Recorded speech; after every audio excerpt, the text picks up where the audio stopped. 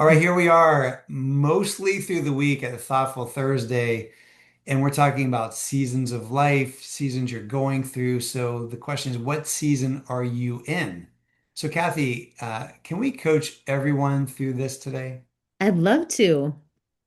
All right, so if you're watching, I want you to think about the 8 life areas that we talked about before, which is part of this surrender wheel. There's a spiritual life, family life, your health life, your financial life, your career, your relationships, your personal growth, your ministry, and so we can't forget Kathy's favorite recreation, which is really important. So here is the question. Are all these areas of your life in the same season? I would say probably not. And that's something that God has been teaching me because I can be celebrating growth in one area, but patiently waiting in another. And I can be harvesting in my career while planting new seeds in my relationships. And so life isn't lived in one season at a time, but it's lived in many. All right, so let's coach through this. Pick one area of your life, just one, and ask yourself, what season am I in? Okay, now ask a second question. What is the surrendered action for this season?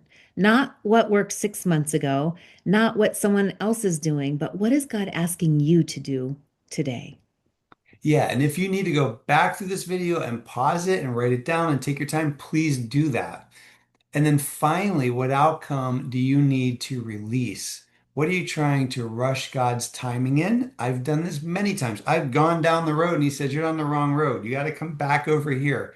Where are you trying to force growth, or where are you trying to skip the season when he has you in a specific season right now?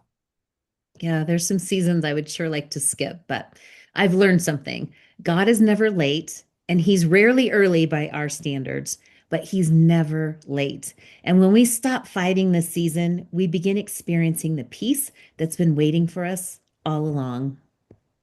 So as we finish up today, take a few minutes with your journal and write down the life areas and name the season. What season is each of these areas in? Write one surrendered action and then release the outcome to God.